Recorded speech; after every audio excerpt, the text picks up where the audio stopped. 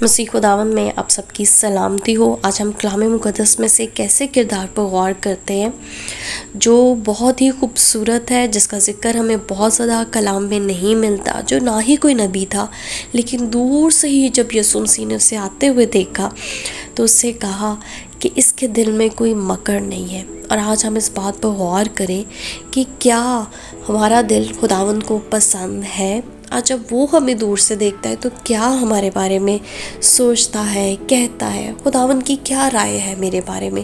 آج ضرور ہم اس بات پر غور کریں۔ میرے ساتھ کلام مقدس میں سے دیکھیے، مقدس یوحنا کی انجیل، اس کا پہلا باب ورس 47 کلام مقدس میں لکھا ہے، یسوع نے نتنیل کو اپنی طرف آتے دیکھ کر اس کے حق میں کہا، دیکھو یہ فی الحقیقت اسرائیلی ہے، اس میں مکر نہیں۔ آمین۔